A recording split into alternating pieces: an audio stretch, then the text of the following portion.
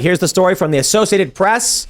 RFK Jr.'s independent run for president draws GOP criticism and silence from national Democrats. This I find fascinating. Republicans attacked RFK Jr. on Monday as the longtime environmental lawyer, blah, blah, blah. Now threatening to take votes from former President Donald Trump. I believe this is propaganda and a lie. Too. The Republican National Committee and Trump's campaign both took aim at Kennedy's liberal background, while national Democrats stayed silent, as Kennedy insisted in a speech in Philadelphia. Quote, "Voters should not be deceived by anyone who pretends to have conservative values," said Trump. Spokesperson Stephen Chung in a statement, he labeled Kennedy's campaign nothing more than a vanity project for a liberal Kennedy looking to cash in on his family's name. It's really funny because Democrats are hurt by this, not Donald Trump. I don't know if y'all watched his speech where he talked about finally the United States can recognize Indigenous Peoples Day and stand up, blah, blah, blah, left woke talking point, and said he wants to have a new declaration of independence from the corporations that are doing all these things. And I'm like, I don't see this guy pulling any Trump voters. He might. The crowd looked to be more liberal leaning and cheering for him saying Indigenous Peoples Day. I think this narrative of criticism from the GOP is because they're trying to keep Democrats unified and they want RFK to be seen as Trump. The way they stop RFK from pulling votes from Democrats is by convincing Democrats that RFK Jr. is a Trump supporter or a Trump in some way. Yeah, and he teed himself up to have this moment in his speech where he could have potentially really courted Trump voters, and then he let it go. I mean, he did say a lot of really interesting stuff along the way, and I thought it was perfectly fine. He said at one point, his big tenet was we need to give up our addiction to picking sides. And I thought that was a great sentiment, right? So many people don't want to hear anything. They know they're supposed to fall under a certain label or side of a certain party, so they just continue to agree with it no matter what. He was saying, for example, over the past 6 months, I've really started to listen to different people, and I've gone to the border, and I've talked to Border Patrol agents and migrants and people in the community, and I've really started to rethink my position on this. And then he moved on. He didn't say, so I would commit to building the wall, so I would commit to ending birthright citizenship. He didn't take any strong Republican talking points. He just continued to say, I'm flirting with the idea of perhaps being more serious about border control. If he really wanted to court Trump voters, he would have taken a strong stance on the border during the speech. I think that there are a lot of Democrats who are unhappy with Biden. He does not poll well. What is it? 60% think he's too old. And so even though I think it's like 68. It's some ridiculous number. So ultimately, RFK is just needing to be different than Biden, and he is going to do that. Obviously, I mean, other than our scenario where he, collapsed on stage and Newsom takes over, we know the DNC would never let RFK be the front runner. And so the independent is the best way he can court voters at all, like Ross Perot. What do you think about him, James?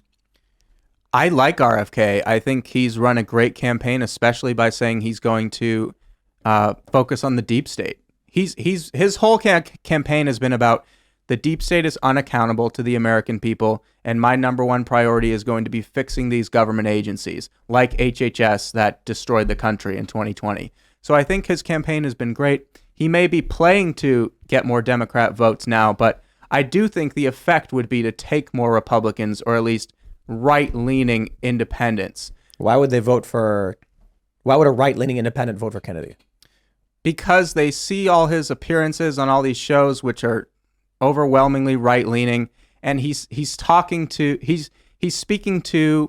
I think he's speaking to right-leaning voters. He's anti-vax. His whole thing is opposing the COVID tyranny, opposing the deep state, and the left-wing media hasn't given him any oxygen, whereas the right-wing media has been giving him all his oxygen. But there are many people on the left who hated the lockdowns as well.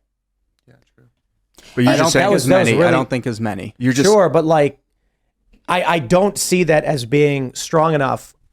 If you come out in your announcement speech celebrating Indigenous Peoples Day, I'm not sure the anti-woke post-liberals are going to be like, that's my guy. I saw that and I cringed. Are you just saying he's likely he's also anti-gun to capture the right-leaning centrists because that's the media he's in? So that's who's getting the eyeballs. That's those are the people that happen to be seeing him. Exactly. I think that's what's fueling his campaign, or the right-leaning centrists, kind of the Joe Rogan listener crowd is what's fueling RFK's campaign. And the Republican nominee, if Trump wants to win in 2024, the key to victory is to get that crowd. See, I can see where you're coming from, but RFK has steadily gained among Democrats. I mean, he came out at 5%. He's almost up to 20% favorability among Democrats now. So as much as maybe there are a couple people who are excited about him, who are sort of moderate to, almost independent Republicans will say, I think there are more people who are discontented in his base that he will be able to pull away. The numbers aren't proportional. I think it will hurt Democrats more than I hope you guys Republicans. are right. And it'll be interesting to see what voters RFK targets now. And if he shifts the style of his campaign, like you just said, Tim, where maybe this is more a leftward shift. But that's always been his campaign. It's been conservatives that have been hooting and hollering because they like what he said about COVID, but they're ignoring everything else that he said. I mean, a lot of they never would have voted for him. But a lot of libertarians have come out and been like, the dude is anti-gun. He's like a liberal who just, his only position that aligns with conservatives is that he didn't like the COVID lockdown. But he's also been very critical of woke culture, cancel culture, and the far left. And I think the Republicans like him for that reason, too. He's kind of this symbol of, I'm a non-woke liberal.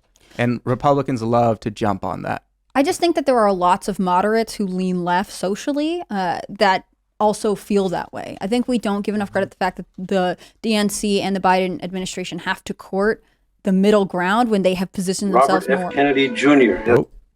more and more towards the left. I think that he just needs to be not establishment to a Biden DNC. I think that the Republicans have enough on the field where it's unlikely that you'll see tons of Republicans flocking to RFK because, he ultimately is an environmentalist lawyer. I mean, he's not someone that is going to capture people on their base. I think what I find most interesting about his shift towards being an independent candidate is what he said, which was that, it is painful for me to leave the party that my family's political legacy comes from. But I think it's so often that we see the media, obviously for in my opinion, biased reasons, focusing on fractures within the Republican Party that they gloss over the splintering that is going on among Democrats. And that's real. Right. It's documented even if the mainstream media, the AP News, doesn't want to talk about it. And Cornel West, who is more left-wing, is now also going to run as independent. Mm-hmm. So that's definitely taking votes away from the Democrat. According to Ipsos, in a three-way race with RFK Jr. as an independent, you have Biden getting 31, Trump getting 33, and RFK Jr. getting 14. Without RFK Jr., it's a statistical tie between Biden and Trump. So Ipsos data from October 3rd to the 4th shows that RFK Jr. hurts the Democrats. Mm-hmm. Wow. So, and this is what I thought. If you take a look at the graph, you can actually see that there is only a tiny red sliver that jumps to RFK, but a larger portion of the Democrats. Why? Trump supporters will crawl over broken glass to vote for him. Yeah. Democrat voters think Joe Biden's too old and don't like him. They just don't like Trump. Mm-hmm.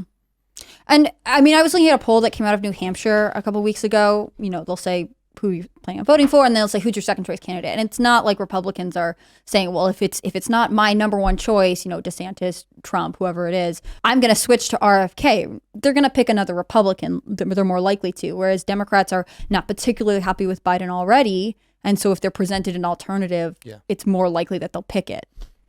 Yeah, like Vivek. I think he's a much more favorable candidate to a Republican mindset than to Republicans, RFK. But not to Democrats. Whereas RFK is, at least baseline more Republican, especially to that moderate class that I think the DNC really overlooks. I mean, they trample on them all the time. That's a good point. I'm excited about it, guys. I love when we have a third party candidate. I mean, I will say I listened to this whole speech because that's what I do for my job. And I like that he had this line saying, there have been independent candidates in the past, but this time it's going to be different because you're going to win. And I don't think that's necessarily true, but I do think that it's nice to see someone who is representing people who are frustrated with the party system. Teddy Roosevelt won third party. Yeah, he did. Take a look at this. Kennedy family members call RFK Jr.'s independent bid dangerous to our country. To be fair, they were doing that before. They really don't like him. Christmas and Thanksgiving are going to be super awkward for the Kennedy family this year. Yep. They can strip votes away from Can you imagine, having Thanksgiving with your family and you're a former governor, your brother's a senator, your other brother's running for president, and you're just like, you shouldn't be running for president. It's like, well, it's like, guys, no politics at the table. Yeah. Yeah, he was saying his dad would have them all talk politics, Bobby. Or I think his grandpa would have his dad and his uncle John and I mean, his speech, he's name dropping everybody because they really did have such a dynasty in his life. I mean, it's not a joke. I just can't imagine, working out hey, you're not invited to Thanksgiving this year because you're running for president as a third party candidate. They're like, cool, I didn't want to go anyways. Thanks for watching this clip from the Timcast IRL podcast. Hang out with us live Monday through Friday at 8 p.m. and become a member over at timcast.com for uncensored, members-only shows exclusive. Thanks for hanging out, and we'll see you all next time.